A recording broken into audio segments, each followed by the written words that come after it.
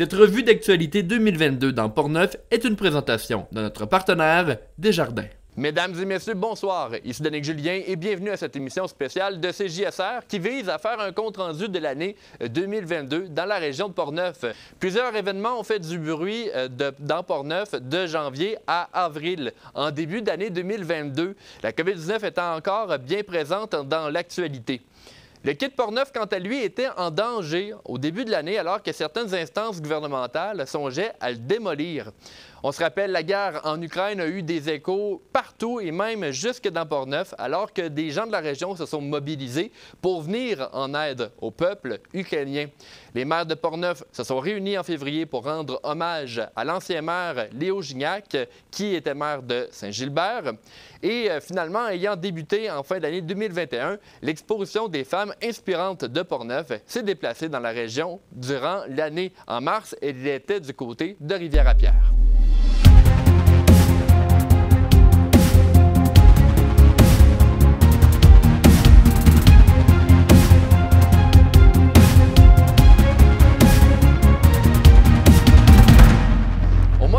On apprenait que la ville de Sainte-Catherine prévoyait la construction d'un préau pour remplacer le projet d'Arena qui avait été refusé par le gouvernement.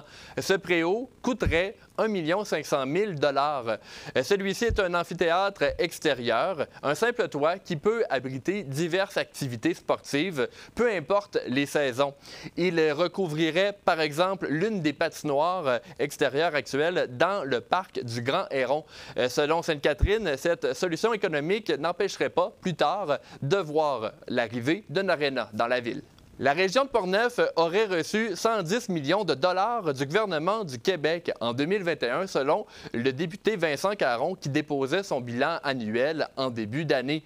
Parmi les principaux investissements annoncés en 2021, on note la construction de la Maison des aînés de Pont-Rouge, plus de 400 nouvelles places en garderie d'ici 2025 et l'ajout de 19 unités d'hébergement pour femmes victimes de violences à Méripi.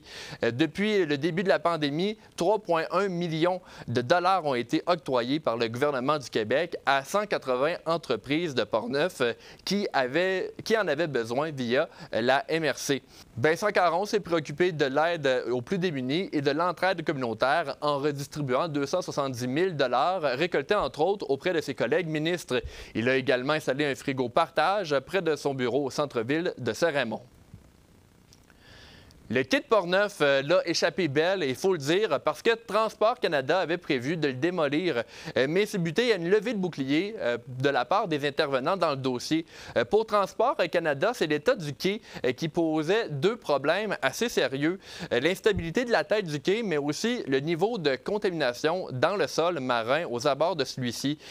Concernant la décontamination du quai, plusieurs études ont déjà été faites. On écoute le maire Mario Alain à ce sujet. Ils ont deux problèmes. Il y a un problème de stabilité de la tête du quai, puis un problème de contamination. Ouais. Fait que ces deux problèmes-là sont en train, eux autres, de monter le projet. Puis ce qu'ils nous ont présenté, c'est une complémentarité des travaux par la mise en place d'un musoir où il n'y aura plus aucun bateau accostable. Okay. Notre réaction, elle a été la suivante. Un, c'est qu'on a une marina qui va très bien à Portneuf, qui est très bien reconnue à l'échelle provinciale. Organisez-vous pas pour que la sédimentation et le transport des sédiments vers l'entrée de la marina nous brime au niveau de l'exploitation, un. Puis deuxièmement, c'était le volet environnemental, parce que eux autres, ils se doivent d'extraire de ça, puis ça va leur prendre une place pour en disposer. Fait que nous autres, on a été intervenus en disant, écoutez, on n'acceptera pas que vous déménagiez de la contamination sur nos terrains, nous autres. Là. Fait que mettez ça dans vos analyses, d'une part. Puis finalement, on a fini en se faisant dire, bien écoutez, si vous autres, vous avez un projet, présentez-nous-le, puis on pourra essayer de l'introduire avec les investissements prévus par Transport Canada. M. Alain estime qu'on pourrait prendre exemple de ce qui se fait sur la côte de Beaupré. Le voici à nouveau. La côte de Beaupré, quand je parlais de la côte de Beaupré tout à l'heure, j'ai eu la chance de contacter un monsieur Paré, qui est originaire ici d'ailleurs d'ici de Saint-Raymond, M. Paré, qui m'a expliqué l'évolution de leur dossier à eux, parce qu'on sait que le récréo touristique de la côte de Beaupré était de beaucoup basé sur la cathédrale puis la religion. Ben oui. Fait que là, ils cherchent un nouveau créneau. Puis le créneau qui a été choisi, c'est de mixer les interventions avec le nouveau Club Med de la région de Charlevoix, ce qui est très brillant. Ouais. Mais ils se sont construits, eux autres, un quai en eau profonde. Ouais. Et dans les confidences que j'ai reçues de M. Paré, le secrétariat de la capitale nationale a contribué pour un montant de 8 millions. Oui, quand même. Au projet de la Côte-de-Beaupré, qui va se finir aux alentours de 12 millions. Mm-hmm. Okay? Fait que nous, là-dedans, ce qu'on se dit, si on réussit à intervenir avec le gouvernement fédéral, qu'eux autres mettent en place les structures, je vais appeler ça les bâtards d'eau, les isolations, pour être capable d'extraire la contamination, si on a une contribution financière, je pense qu'on serait capable de mixer les deux, puis d'arriver à recréer une tête du quai, peut-être pas aussi grande que ce qu'elle était auparavant, parce qu'on oublie l'exploitation commerciale. Ouais. Mais au moins pour être capable d'accoster des mini-bateaux de croisière. C'est ça, sur le plan touristique. Là. Sur le plan touristique, parce qu'écoutez, Croisière AML de Québec a déjà des pourparlers avec la Côte-de-Beaupré, puis ma vision en tant que d'optimisme, ma vision optimiste, ce serait qu'on créerait un réseau de développement touristique, une découverte de la capitale nationale qui pourrait partir de Portneuf et s'en aller sur la Côte-de-Beaupré. Bien sûr. C'est un très beau projet. Au départ, Transport Canada souhaitait débuter les travaux pour l'automne 2022, ce qui n'a évidemment pas été fait. Les paramédics veulent faire cesser les gestes d'intimidation qu'ils subissent. L'entreprise Dessercom a lancé en février une campagne de sensibilisation sous le thème « Tolérance zéro ». Son directeur général, Maxime Laviolette, soulignait qu'ils prennent très au sérieux les comportements répréhensibles et que toute personne prenant place dans un véhicule ambulancier verrait des affiches indiquant qu'aucune forme de violence physique ou verbale envers les professionnels ne sera tolérée et que si c'est le cas, elle sera rapporté à la police. Un sondage réalisé auprès des employés de Dessercom a démontré plusieurs situations où les paramédics ont été confrontés à des propos de leurs patients à caractère sexuel, diffamatoire ou misogyne. Dans Portneuf, on retrouve un point de service de Dessercom à Saint-Raymond et au total, l'entreprise compte près de 1000 professionnels et employés. Du côté de Saint-Raymond, on se rappelle que les taxes pour une résidence moyenne ont augmenté de 2,7 %. C'est ce qui a été annoncé lors de la présentation du nouveau budget. Plusieurs projets avaient été annoncés pour le programme d'immobilisation prévu jusqu'en 2024. Il y a eu l'achat du nouveau camion Échelle, le début des travaux d'amélioration du centre-ville, l'implantation de nouveaux plateaux sur le terrain du futur complexe sportif dans le secteur de la Maison de la Justice, mais aussi la mise à niveau de certaines stations de pompage et du réseau routier. Le maire de Saint-Gilbert, de 2013 à 2021, Léo Gignac, est décédé en février. C'est le maire actuel, Daniel Perron, qui a fait part de son décès en début d'année lors d'une séance publique des maires de la MRC de Portneuf. M. Gignac était le président du syndicat des propriétaires forestiers de la région de Québec. Sa mort est survenue le 11 février 2022. Le 24 février dernier, la Russie prenait en assaut l'Ukraine pour la première journée de conflit qui allait s'étendre sur l'ensemble de l'année. Joël Godin, le représentant de Portneuf à l'Assemblée nationale, au niveau fédéral, s'était entretenu avec CJSR pour parler de la gravité de la situation. On va écouter maintenant un extrait ayant été enregistré le 24 février dernier, au moment où la guerre débutait. Je vous dirais, M. Beausoleil, qu'il faut prendre cette situation-là au sérieux. L'attaque qui a été faite aujourd'hui par la Russie est inacceptable. Maintenant, comment on y répond? Parce qu'il y a des vies en jeu. Il y a déjà des gens qui sont décédés, qui ont été attaqués suite aux attaques massives de la Russie. Alors, on se doit de prendre tous les moyens nécessaires pour minimiser l'impact au niveau des êtres humains, mais on ne peut pas laisser aller ce pays-là, agir de cette façon-là envers une démocratie. Et je pense qu'il doit y avoir une mobilisation, et c'est ce que l'on sent présentement. Et l'ensemble des parlementaires à Ottawa travaillent dans le même sens, ont le même objectif, c'est-à-dire de minimiser les impacts et d'essayer de résoudre. Vous savez, un conflit, on ne sait pas comment... On l'a vu pendant 3 semaines à Ottawa, là, avec le convoi. Là. On ne sait pas comment dénouer ça, parce que les guerres, il y a différentes motivations derrière tout ça. Là, ce que je remarque aujourd'hui, il y a eu beaucoup de blocages au niveau économique. Est-ce que ça aura l'impact pour que les instances de la Russie décident d'arrêter ou de modérer les attaques? Écoutez, c'est évolutif et faut minimiser. Faut pas oublier qu'il y a des êtres humains en bout de ligne qui payent de leur vie. C'est sûr. Ce caprice d'États qui veulent conquérir, reconquérir, dans le cas de l'Ukraine, de la Russie.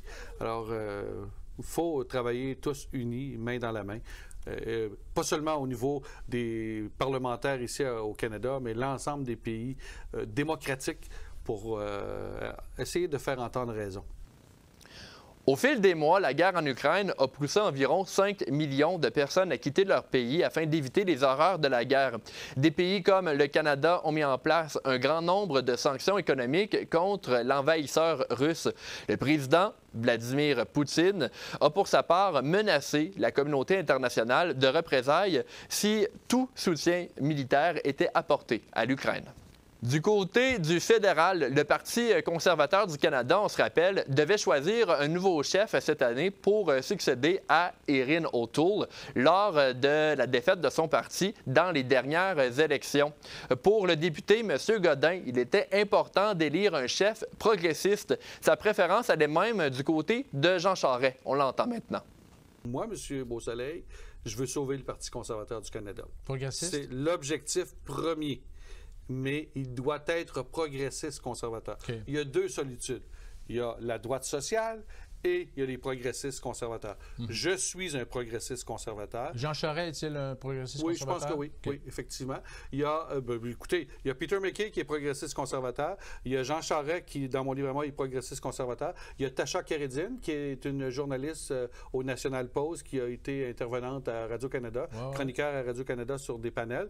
Et ces trois personnes-là, pour l'instant, pour moi, c'est les trois progressistes conservateurs identifiés. Moi, je vais attendre la fin de la mise en candidature et je vais voir la meilleure personne. Si ce n'est pas quelqu'un qui est progressiste conservateur, je vous déclare à soir que le Parti conservateur du Canada va se scinder, comme on a vu dans le passé. C'est un mariage de raisons. Exact. Alors, et je dois vous dire que les progressistes conservateurs doivent reprendre leur place dans ce parti-là. Maintenant, comme j'ai déjà dit dans d'autres médias nationaux, le jour où le nouveau chef sera élu, s'il n'est pas progressiste conservateur, moi, comme député de Portneuf-Jacques-Cartier, je veux respecter mes convictions, respecter mes électeurs. Et ils m'ont choisi parce que j'étais progressiste conservateur. Je pourrais peut-être pas servir. Alors, je réfléchirai à mon avenir à ce moment-là. Le Parti conservateur du Canada a finalement désigné Pierre Poilievre comme son chef le 10 septembre dernier. Nous allons y revenir lors de la rétrospective du mois de septembre.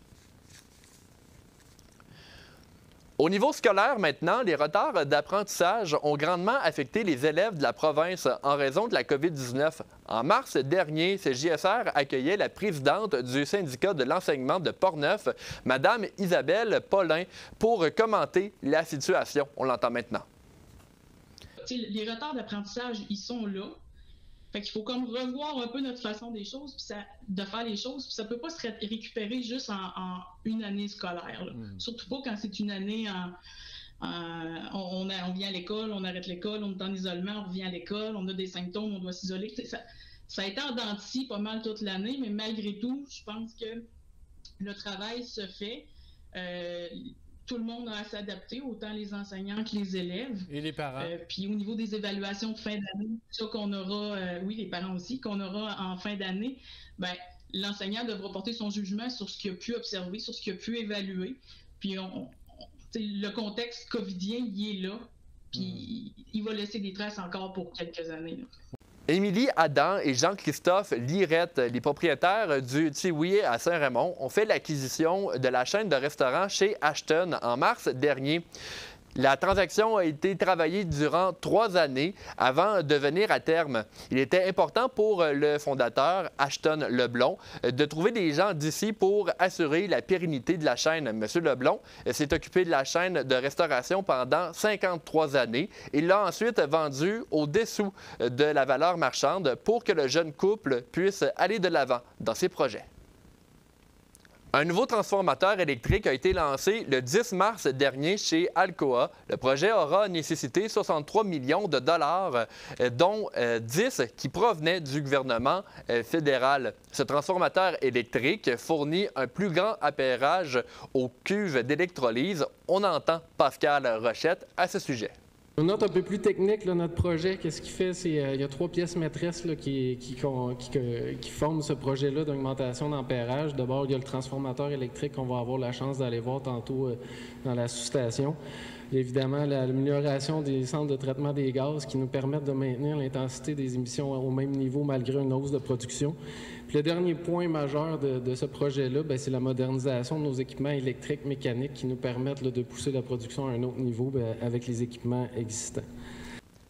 L'objectif pour l'aluminerie était d'atteindre la barre de 405 000 ampères. C'est grâce à la persévérance des employés que le projet a été possible, selon ce que nous dit la direction. Parlons maintenant santé. Le CIUS de la capitale nationale, qui évidemment dessert la région de Portneuf, mettait en garde la population quant à la crise des opioïdes qui touchait le Québec lors du mois de mars. La docteure Anne-Frédérique Lambert-Sleit expliquait à la population comment rester prudente. On souhaite informer la population de Portneuf puis l'inviter à être très vigilant puisqu'il y a différents comprimés contaminés là, par des opioïdes puissants qui seraient en circulation depuis un certain temps sur le territoire, puis là, en vente sur le marché noir. On souhaite faire connaître les stratégies de prévention puis les ressources disponibles aussi là, pour éviter les surdoses puis les autres méfaits qui peuvent être liés à la consommation là, de certaines drogues, notamment là, les opioïdes, puis plus particulièrement là, les personnes qui peuvent s'injecter ces drogues-là. Au niveau de l'état de situation, en fait, là, il y a différents comprimés qui sont contaminés avec des opioïdes puissants comparables au fentanyl, ce qui rend leur consommation, en fait, là, dangereuse, puis qui peut susciter des surdoses qui sont mortelles ou non mortelles. La docteure Lambert-Sleit rappelait que l'antidote pour les crises liées aux opioïdes était le Naxolone et qu'il était possible de s'en procurer gratuitement dans Portneuf, dans les pharmacies communautaires, par exemple. D'autre part, toujours dans le thème de la santé, on apprenait qu'une future médecin qui désirait travailler à Saint-Marc-des-Carrières avait été refusée par les instances décisionnelles du CIUS. Marion Leclerc, le maire de Saint-Marc-des-Carrières, avait pris la parole à ce sujet lors d'une séance du Conseil. En 2022, 2 nouveaux médecins, un MIR et un nouveau facturant, sont accordés dans le nord et l'ouest de Portneuf. Après l'évaluation du comité de sélection du DRMG, Direction régionale des médecins généralistes, le poste de nouveau facturant a été attribué à un médecin qui, après avoir mentionné son intérêt pour les 2 centres médicaux et même peut-être faire les 2 centres, a choisi Saint-Raymond seulement. Au moment de la demande faite en fin février, aucun médecin n'avait postulé sur le poste de MIR. Il y a eu une future médecin qui avait mentionné et démontré son vif intérêt à venir pratiquer au centre médical et professionnel de l'ouest de Portneuf et qui avait fait du CMPOP son premier choix de pratique, en la personne de la future docteure Mme Lauriane Sansfaçon, mais qui n'a malheureusement pas été retenue comme nouvelle facturante. Alors, considérant que la docteure Lauriane Sansfaçon nous a manifesté sa ferme intention de pratiquer dans l'ouest de Portneuf, une demande de dérogation a été faite aux instances décisionnelles ayant comme objet de transformer le poste de MIR, un médecin interrégion, en 2022, en un nouveau facturant et d'accorder ce poste au docteur Lauriane Sansfaçon. Nous avons reçu l'appui de tous les maires de la MRC de Portneuf pour cette demande et je tiens à les remercier. Malheureusement, au cours des derniers jours, le poste de MIR a été comblé pour Saint-Raymond, un médecin qui n'a pas montré aucun intérêt pour le CMPOP puisqu'il n'est même pas venu visiter le centre médical. Alors, quand on me dit que c'est en rapport avec l'attrait du centre médical et professionnel de Portneuf, permettez-moi d'en douter. Nous sommes maintenant le 17 mars 2022. Il y a près d'un mois, débutait la guerre en Ukraine. Le député Joël Godin était alors venu avec nous en studio une seconde fois pour discuter de la crise. Bon, il disait être satisfait des efforts du gouvernement qui facilitaient les procédures d'immigration pour les Ukrainiens. Pour aider les Ukrainiens, Joël Godin voulait même organiser un comité qui allait les recevoir. On l'entend sur son idée. On est arrivé à la constatation que si on veut agir rapidement, les éléments, le matériel et l'aide ne se rendra pas peut-être pas aussi rapidement que l'on veut. Alors, ce qu'on est arrivé à la conclusion, c'est d'organiser un comité qui va faire en sorte d'être prêt pour recevoir les Ukrainiens qui vont s'en venir ici au Canada. Maintenant, est-ce qu'on va en avoir un? Est-ce qu'on va en avoir 50? Est-ce qu'on va en avoir 200? On ne le sait pas. Mais il faut être prêt. Alors, ce que l'on a convenu, c'est que tous les gens qui veulent participer à s'impliquer comme bénévoles, c'est de communiquer avec mon bureau. Okay. Nous, on va être le facilitateur, la plaque tournante, mais vous comprendrez que c'est pas ma responsabilité de former un comité, mais moi, je vais accompagner ce comité-là et essayer d'ouvrir des portes où est-ce que je peux les ouvrir et, comme je le disais, d'être un facilitateur. Alors, les gens sont invités à communiquer avec mon bureau. Au niveau des loisirs maintenant, la ville de Lac-Sergent recevait un montant de 116 000 pour aménager sa chapelle avec l'aide du député Vincent Caron. Le maire de Lac-Sergent, Yves Bédard, expliquait le projet. Le but premier, c'est que la chapelle constitue toujours le centre du village. Ouais. Le village s'est déplacé. Comme c'était dans le temps. C'est ça. Puis la chapelle avait toujours son côté, son cachet historique qui est présent, sauf qu'il commençait à prendre de l'âge un peu, à délabré un peu. Fait que ce qu'on a travaillé avec les gens, c'est de dire qu'est-ce qu'on peut faire pour améliorer le secteur, redonner vie, mais surtout le faire selon les moyens de la population. Ouais. Parce qu'avec 500 résidents, tu peux pas... on aurait voulu faire le stade olympique, on aurait pu y rêver, mais on serait toujours en attente. Fait que les gens ont fait on a fait un développement lentement, en faisant quelques activités des citoyens, une petite fête, un spectacle une fois. Par la suite, on a mis le projet de forêt nourricière et de jardin communautaire qui a donné un élan au secteur. Ça va très bien parce que les jardins, on manque d'espace à chaque année. Il y a plus de gens qui veulent le jardin que les espaces disponibles. Par la suite, on a commencé à travailler pour dire, OK, c'est beau, il y a eu la COVID qui est arrivée. On s'est aperçu qu'au niveau du club nautique, on commençait à être restreint si on voulait avoir de la distanciation. On s'est servi un peu de la chapelle comme porte de sortie pour accommoder les gens du club nautique durant l'été. Puis ça a donné beaucoup d'idées sur qu'est-ce qu'on peut faire de plus, comment on peut s'approprier le secteur. Puis avec les gens, ce qu'on voyait, c'est que le Lac-Sergent était reconnu pour la partie athlétique ou la partie sportive au niveau du club, mais c'est pas tout le monde qui veut faire du kayak, c'est pas tout le monde qui veut faire des sports. Il y a des gens qui veulent un côté un petit peu plus culturel, qui veulent un peu plus les arts. Fait qu'on, c'est là qu'on a porté le projet un peu plus de ce côté-là. Les jardins et la forêt nourricière apportaient un volet de nature. On était rendu à l'étape on développe une petite salle ou un atelier pour permettre aux jeunes du Club nautique d'aller travailler. Fait quand on a soumis le projet la première année, au niveau du Conseil du patrimoine, les gens nous ont dit, avant de vous donner des sous, de vous supporter, on aimerait ça avoir un plan d'ensemble. Fait que l'an dernier, on a eu une subvention pour avoir un architecte qui est venu nous donner un petit coup de main sur comment on pouvait aménager la chapelle, qu'est-ce qu'on pouvait faire avec. Son état de santé aussi. L'état de santé aussi, mais... La chapelle aura maintenant une vocation culturelle. Ça rend un lieu de rassemblement, mais aussi de spectacle. En septembre 2023, il y aura l'ouverture d'une nouvelle garderie, les Matelots à Pont-Rouge, alors que la garderie du même nom de Saint-Raymond sera reproduite. Guillaume Jobin est, avec son père, le propriétaire de la garderie de Saint-Raymond. Pour Pont-Rouge, il faut dire que c'est 80 nouvelles places subventionnées et 15 places pour les poupons. Une vingtaine d'emplois seront créés. On entend Guillaume Jobin à ce sujet. Une ouverture en septembre 2023. Donc, on travaille là-dessus, puis on a eu le go, là, c'est ça, là 2 semaines. Puis là, nous, on est en train de travailler avec nos architectes pour...